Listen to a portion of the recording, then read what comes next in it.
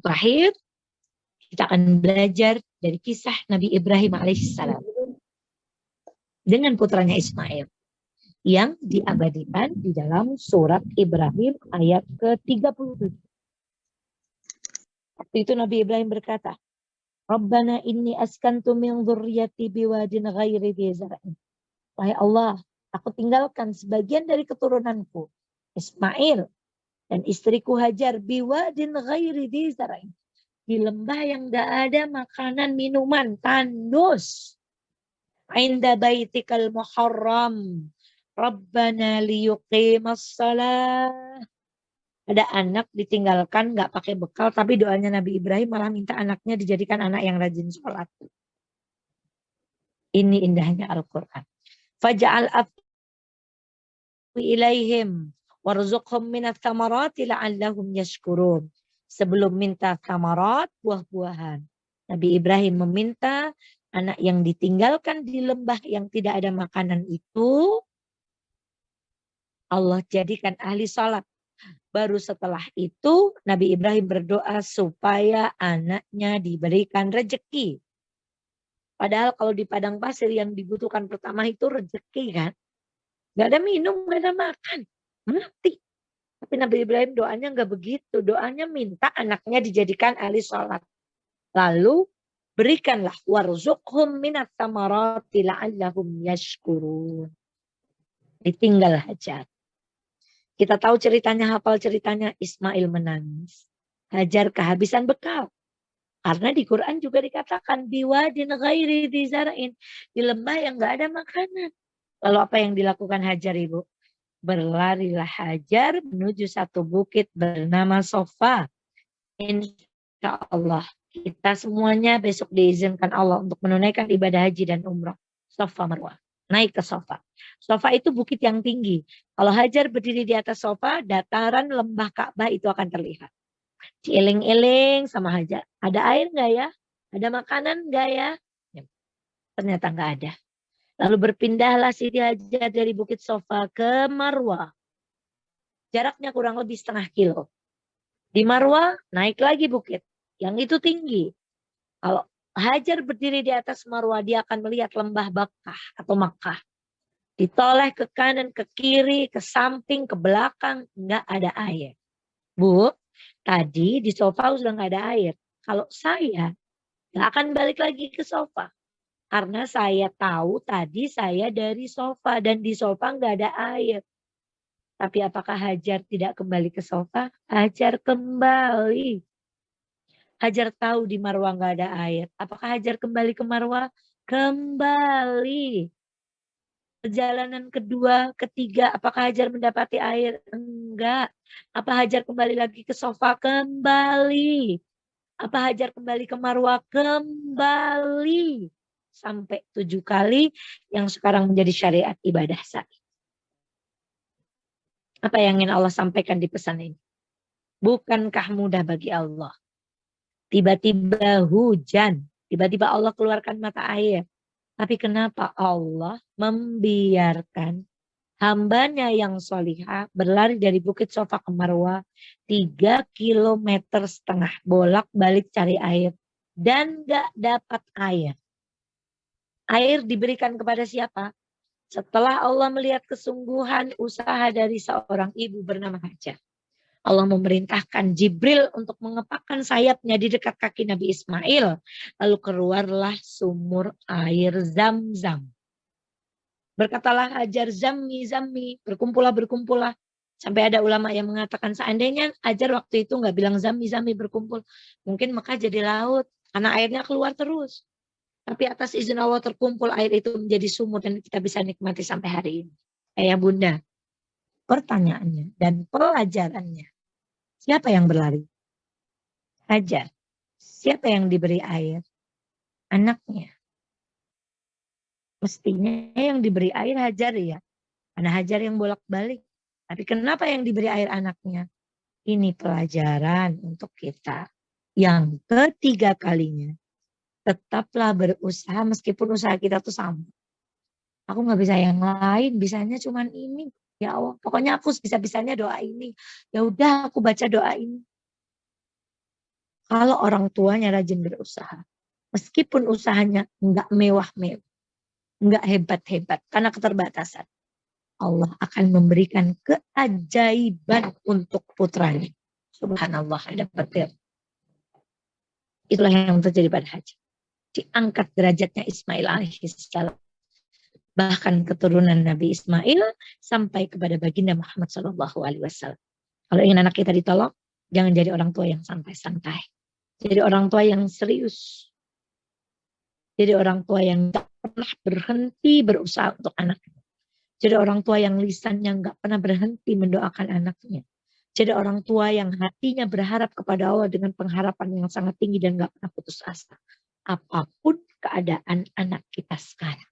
Dan Ibu, Masya Allah, 3 kisah itu semoga menjadi inspirasi untuk kita orang tua. Jangan berputus asa. Semendesak apapun keadaan anak-anak kita hari ini, Allah masih beri kita peluang. Satu peluang namanya ikhtiar. Satu peluang namanya merasa dibersamai Allah. Satu peluang namanya tawakal. Satu peluang namanya mondar-mandir berdoa kepada Allah. Walaupun upaya kita nggak masuk akal kata orang. Kamu lemah banget kata orang. Dan kamu kok monoton banget usahanya kata orang. Tapi tidak bagi Allah. Bagi orang-orang yang berusaha. Ia akan diberikan keajaiban yang luar biasa. Terakhir saya tutup dengan kalimat Nabi Sulaiman. Kalau orang ahli perdukunan ini biasanya bilangnya jimat Sulaiman. Masya Allah. Tapi kita orang yang bertauhid, kita tidak akan ngandel pada jimat-jimat itu. Ketika Sulaiman mengabsen tentaranya, semuanya nggak ada. Semuanya ada kecuali satu burung yang namanya burung hudhud. Kata Sulaiman, kemana nih hudhud? Tak hukum nanti kalau dia nggak datang membawa alasan yang baik. Datang hudhud, dia bercerita, dia pergi dari sebuah negeri yang dipimpin oleh seorang perempuan bernama Ratu Balkis. Tapi sayang, nggak nyembah Allah. Kamu bener nggak nih beritanya hudhud? Nabi Sulaiman nih cross check, nggak asal dengar dari burung. Benar kata hudhud. Lalu apa kata Sulaiman? Kirimkan surat untuknya. Tahukah kita? Isi kalimat surat Sulaiman itu hanya satu kalimat. Innahu min Sulaiman. Wa innahu bismillahirrahmanirrahim. Diantar ke Ratu Balkis. Dengan berbagai upaya Ratu Balkis menyuap Sulaiman. Akhirnya Ratu Balkis menyerah. Berserah diri kepada Allah. Fa'tuni muslimin, kata Nabi Sulaiman. Datang Bilqis dalam keadaan menyerah. Dengan satu kalimat, Bismillah. Maka hari ini kita pengen anak kita jadi anak solih. Bismillah. Dokter, Bismillah. Abri, Bismillah. TNI, Bismillah. Kita punya senjata kalimat Bismillah. Kalau kita yakin dengan kalimat ini, pengen rumah, Bismillah. Pengen kendaraan, Bismillah. Pengen hatinya tentram, Bismillah. Pengen ke Mekah, Bismillah. Sebagaimana Allah telah menundukkan hati Ratu Balkis dengan kalimat Bismillah. Insya Allah dunia ini kita taklukkan dengan tauhid kita dan kalimat keyakinan kita. Kalimat Bismillahirrahmanirrahim. Demikian, semoga ada manfaatnya. Kita lanjut dengan tanya jawab kalau ada. Kalau tidak, sampai bertemu di kajian-kajian berikutnya. Semoga ada manfaatnya, utamanya untuk yang bicara sebelum yang mendengarkan. Semoga kita semuanya ditolong oleh Allah untuk menjadi orang tua yang mampu mengantarkan anak-anak kita menjadi anak-anak yang qurrata a'yun. Dari Kota Dingin, Wonosobo, kami undur diri. Jazakumullah atas kesempatannya. Hari ini kita bersaudara, hari ini kita satu hati, hari ini muaranya kita surga, hari ini kita berazam untuk taat dan berikhtiar kepada Allah. Saya akhiri, saya kembalikan kepada moderator. Assalamualaikum warahmatullahi wabarakatuh. Waalaikumsalam warahmatullahi wabarakatuh. Jazakumullahu khair kepada Ustazah Evalinta Cahyani LCM. Iya, Mbak De. Materinya, pemaparannya pada siang hari ini. Alhamdulillah, Masya Allah materinya menambah semangat kita semuanya ya Bunda ya, terkait dengan parenting anak ala Nabi Musa, Maryam, dan juga Siti Hajar. Masya Allah, baik Ayah Bunda sekalian, kita masuk di sesi selanjutnya, yaitu sesi tanya jawab. Bagi Ayah Bunda yang mau tanya jawab, silahkan bisa mengklik tombol peserta, kemudian diklik nama Ayah Bunda. Di situ ada fitur angkat tangan. Nah, silahkan bisa diklik saja, nanti bisa mengacungkan tangan untuk ke sesi pertanyaan atau bisa menyampaikan pertanyaannya via chat. Baik, kami tunggu. Baik, sudah ada pertanyaan yang masuk, Bunda, izin saya bacakan. Apakah rahasia Nabi Daud yang punya istri 100 dengan amalan puasa 1 hari puasa, 1 hari tidak, bisa menafkahi keluarganya lahir dan batin dan bisa abadi? Berikut pertanyaan dari Hasan Basri. Allahu Akbar. Assalamualaikum warahmatullahi wabarakatuh. Bapak, Masya Allah, karena keterbatasan ilmu saya malah belum tahu kalau Nabi Daud itu punya berapa tadi, 1000 atau 100? 100 ya? 100 atau 1000? Masya Allah, mohon maaf lahir batin. Saya kurang ilmu, yang saya tahu puasa Daud itu adalah puasa yang disunahkan oleh Rasulullah SAW.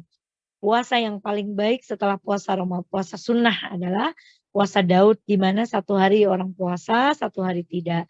Jadi karena keterbatasan ilmu yang Al-Fakir miliki, Masya Allah kami belum mempelajari sejarah mengapa Nabi Daud bisa memiliki istri yang begitu banyak dan mampu memberikan nafkah mereka dengan begitu luar biasa.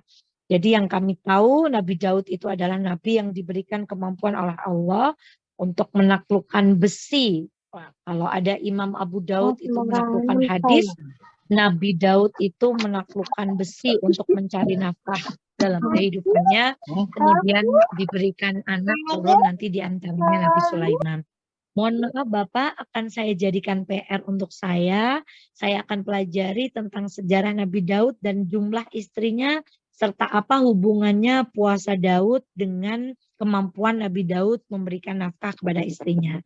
Jawaban saya hari ini karena keterbatasan ilmu saya, yang kita ketahui dan saya imani, puasa Daud adalah puasa yang diimani dan diperintahkan oleh Rasulullah untuk dilakukan bagi yang mampu, maka segala sesuatu yang diperintahkan Rasulullah pasti ada efeknya, pasti ada keajaibannya, pasti ada imbasnya bagi kehidupan kita, anak-anak kita, dan istri kita. Mohon maaf kepada beliau yang bertanya, boleh nanti mencatat WA saya dan nagih pertanyaan Bapak yang belum terjawab, apa hubungannya puasa Daud dengan banyaknya istri beliau dan kemampuan beliau memberi nafkah. Wallahu ta'ala alam bisawab. Saya mohon maaf lahir batin. Saya tidak ingin menjawab tanpa ilmu. Insya Allah ini jadi PR dan akan saya tanyakan kepada guru-guru kami. Wallahu ta'ala alam bisawab. Jazakumullah Mbak Dea. Mintakan maaf kepada beliau. Siap Bunda. Masya Allah, jazakumullahu khair kepada Bunda atas jawabannya. Baik, masuki di pertanyaan kedua Bunda. Ini ada pertanyaan via WhatsApp. Ini menyikapi tentang pertanyaan yang pertemuan lalu juga Bunda.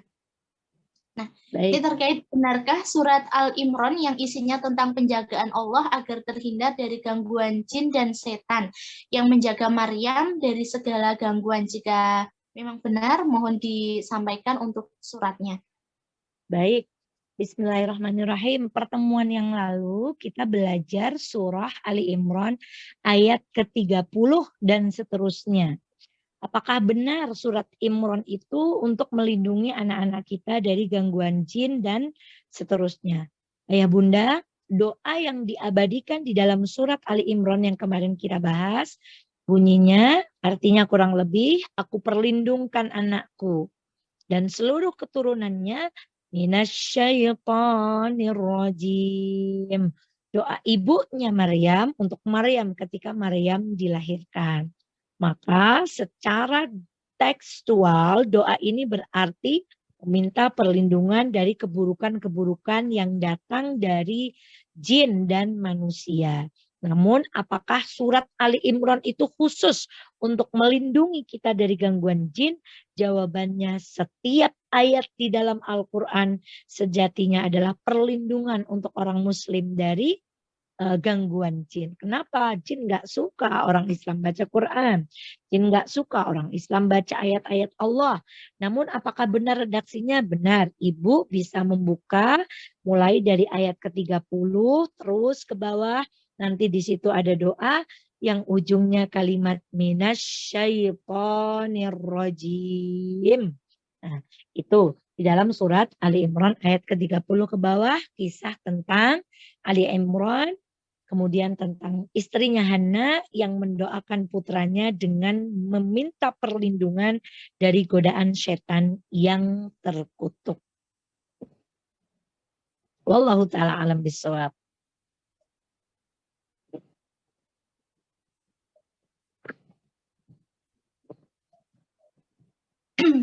Masya Allah, siap Bunda. Masih ada pertanyaan lagi Bunda? Kita Ya. lanjutkan. Ya, bismillahirrahmanirrahim. Assalamualaikum, saya ingin bertanya. Ketika kita ingin sesuatu disebutkan kalau doa ibu adalah doa yang paling manjur, tapi karena suatu hal saya sangat takut meminta doa dari orang tua saya, terutama dari ibu saya. Bagaimana pendapat Bunda akan hal ini? Kemudian di pertanyaan selanjutnya Bunda ya sekalian, nih bagaimana caranya agar menghilangkan rasa kesal sama anak yang tidak mau menurut, begitu Bunda untuk pertanyaannya. Pertanyaan pertama, tentu saja saya tidak bisa menjawab. Saya harus tahu kenapa Ananda atau ibunda ini takut meminta doa kepada orang tua.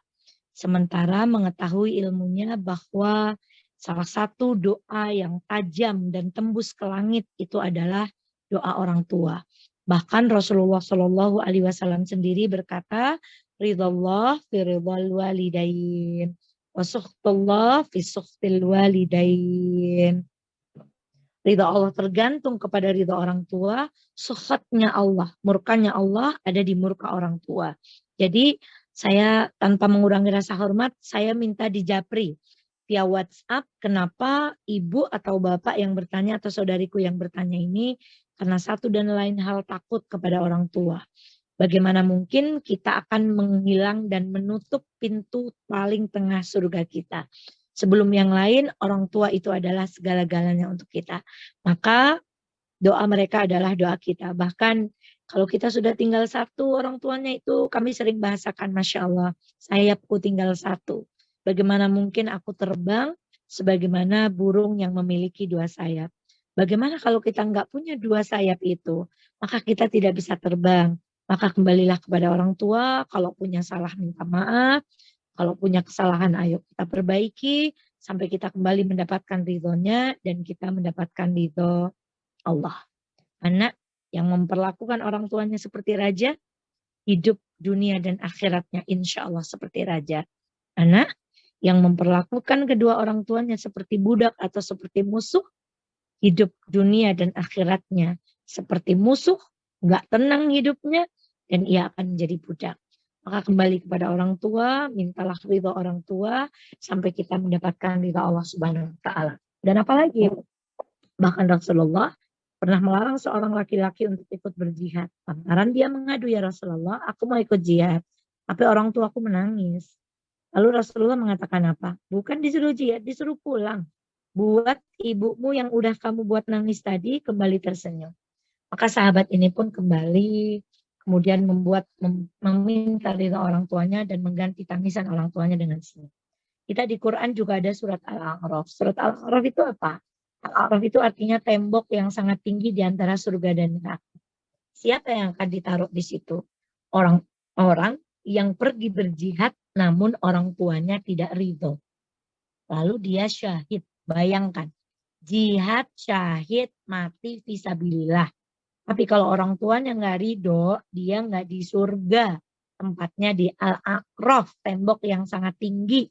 Dia akan menunggu pengadilan Allah untuk dimasukkan ke surga atau neraka. Bayangkan, kalau amalan setinggi jihad aja, kalau kita nggak dapat restu orang tua, sama Allah ditolak. Apalagi kita menjalani kehidupan kita sehari-hari yang kategorinya nggak setinggi jihad. Maka apa yang akan terjadi pada kehidupan kita? Maka nasihat yang bicara ini, kembalilah kepada orang tua, perbaiki hubungannya kalau ada yang salah, lalu minta ridhonya sampai Allah meridhoi kita semuanya. Kemudian yang kedua, tadi Ali Imran ayat 35-36 ya, bunyinya inni u'idzuha bika wa dzurriyyataha minasyaitonir rajim, perlindungan anak-anak dari godaan setan. Bagaimana menyikapi atau mengontrol emosi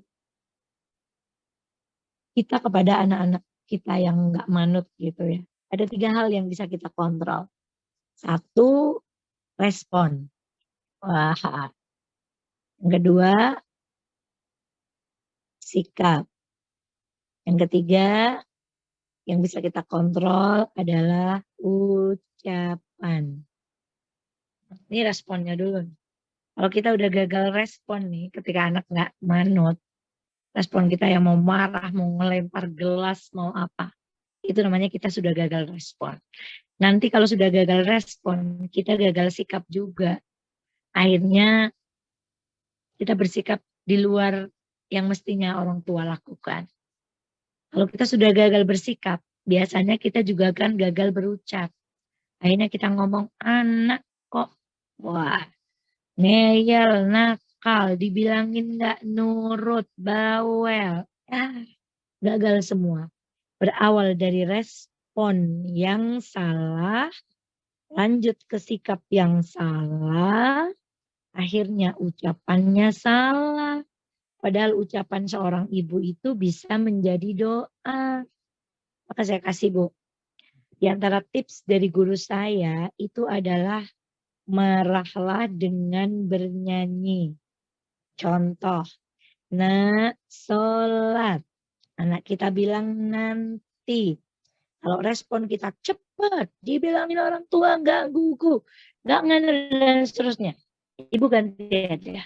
Anakku dibilangin ibu yang nurut. Jadi gregetannya itu gregetan bernada. Anak kita nggak mau makan. Sudah susah-susah dibikinin nggak mau makan. Jangan begitu. Ya Allah, aku sudah masak. Anakku nggak mau makan dan seterusnya. Itu kepada anak-anak yang masih kecil ya. Kita bisa terapkan metode seperti itu. Lalu bagaimana dengan anak-anak kita yang sudah beranjak dewasa? Ayah bunda, sebelum kita mengatakan anak kita nggak nurut, sebenarnya ada hal yang perlu kita cross check. Jangan-jangan itu efek dari perbuatan orang tuanya. Ma'asaba min musibatin famin nafsik. Tidak ada musibah yang menimpa seseorang kecuali buah tangannya sendiri. 1. Barangkali selama ini kita selalu nggak adil. Ada kalimat anak durhaka, tapi kita nggak pernah tahu bahwa ada orang tua durhaka. Siapa itu orang tua durhaka? Orang tua yang nggak mendidik, nggak memberikan hak, nggak memberikan kasih sayang, nggak memberikan waktu, nggak ngasih contoh sama anak, nggak ngasih teladan, itu orang tua durhaka. 2, kita ngasih nafkah yang salah pada anak-anak kita. Anak-anak kita itu nggak boleh tersentuh sedikit pun barang haram. Barang syubhat aja nggak boleh, apalagi haram. Maka ini evaluasi ketika anak kita nggak nurut. Apa ada ya barang syubhat yang masuk ke anak kita, ya Allah. Kemudian yang ketiga, Masya Allah. Seberapa sering kita mendoakan anak-anak kita. Seberapa dekat kita kepada Allah meminta anak-anak kita supaya hatinya dilembutkan. Bapak Ibu, 30 hari ini saya membuat challenge untuk diri saya sendiri. 30 hari dengan 30 permohonan yang berbeda kepada Allah. Hari ini aku mendoakan suami, hari kedua mendoakan anak, hari ketiga mendoakan orang tua, hari keempat mendoakan bisnis, hari kelima mendoakan dakwah. Jadi ayo kita manfaatkan bulan ini untuk kita memperbaiki kedurhakaan kita kepada anak kita. Salah satunya dengan memperbaiki amalan kita. Jangan tuntut anak kita berubah kalau kita belum berubah. Allah kan sudah bilang, Allah tidak akan merubah keadaan suatu kaum sebelum dia merubah dirinya sendiri. Maka berubah dulu orang tuanya, berubah responnya, berubah sikapnya, berubah ucapannya, berubah pola hidupnya. Cek makanan, apakah ada makanan yang haram masuk ke dalam rumah kita. Dan yang ketiga, jangan-jangan kita minus mendoakan anak kita. Coba ibu kalau masak nasi sambil doa, ya Allah yang makan nasi ini hatinya lembut. Coba ibu jemur pakaian anak-anak, ya Allah yang pakai baju ini semoga hatinya lembut. Coba kita masak daging ketika nyuapin anak-anak, ya Allah semoga anak-anak yang kita suapi hatinya menjadi lembut. Jadi sebelum bagaimana tipsnya, kita lebih cenderung ke ayo kita menjadi orang tua yang merubah diri supaya Allah merubah hati anak-anak kita menjadi lembut dan taat untuk kita nasihati. Wallahu ta'ala bishawab. Bagi para penanya yang ingin berdiskusi lebih jauh, bisa WhatsApp ke nomor kami, bisa kita sharing, bisa kita ngobrol, bisa kita berbagi, saling bertukar ilmu, saling bertukar pengalaman, bagaimana kita menjalani kehidupan keluarga, kehidupan rumah tangga, kehidupan menjalani anak, kehidupan berdakwah, dan seterusnya. Karena mungkin kalau di sini kita terbatas waktu. Gitu. Ya, Mbak Dea, kembalikan kepada Mbak Dea. Ya, Masya Allah, jazakumullah khair Bunda atas jawabannya. Baik Bunda, masih ada satu pertanyaan lagi. Kita lanjut mungkin 5 menitan lagi ya Bunda ya. Boleh. Ya. Nah, adapun pertanyaannya dari Ulfah, izin bertanya Ustazah, apakah ada amalan atau bacaan surah-surah untuk ibu hamil agar memperoleh anak yang soleh? Terima kasih Ustazah. Masya Allah. Jadi yang sudah kita pelajari di Zoom yang lalu itu amalan doa ibu hamil. Doanya diabadikan oleh Allah dari surat Al-Imran ayat ke-35. Apa doanya? Inni nadartu ma fi batni muharraran fataqabbal minni innaka antas samiul alim. Ya Allah, aku nadarkan anak yang ada di perut ini untuk menjadi hambamu yang taat. Bahasa mudahnya begini. Ya Allah, aku nadar anak ini aku pasrahkan kepadamu supaya jadi pelayanmu, supaya jadi hambamu, supaya jadi orang-orang yang taat kepadamu. Adapun bacaan-bacaan khusus dari Al-Quran dan hadis, Al-Fakir yang berbicara ini tidak tahu. Yang kami tahu semua bacaan Quran baik. Kalau pengen anak laki-laki katanya baca surat Yusuf ya Ustazah. Kalau pengen anak perempuan yang cantik katanya baca surat Maryam ya. Semua surat itu pasti ada kebaikannya di sisi Allah. Dan kita itu nggak bisa ngatur kelamin contohnya. Ya kan? Kalau kita ketemu teman suka bilang, kamu anaknya perempuan semua ya. Coba deh tips-tips kayak gini supaya anak laki-laki. Wah, di ayat ini sudah dijelas. Qalat inni wada'tuha unsa wallahu a'lamu bima wada'at. Allah yang paling tahu terhadap jenis kelamin seorang ibu yang sedang mengandung. Jadi bolehlah mereka memberikan tips, tapi kita bersanding kepada ayat Allah, Allah yang maha tahu. Jadi adakah doa khusus? Yang saya tahu, yang langsung dikabarkan kepada perempuan hamil adalah ketika istrinya Imran hamil, beliau membaca doa, Inni nadartu laka ma fi batni, dan membaca doa, Inni u'idzuha bika wa dzurriyyataha minasyaitonir rajim.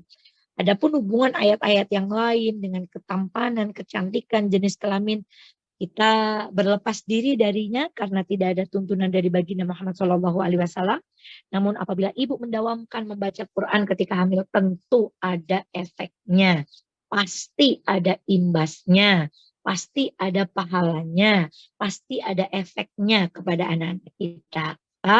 Doanya tadi terdapat di dalam surat Ali Imran ayat ke-35 sampai 36. Jazakumullah.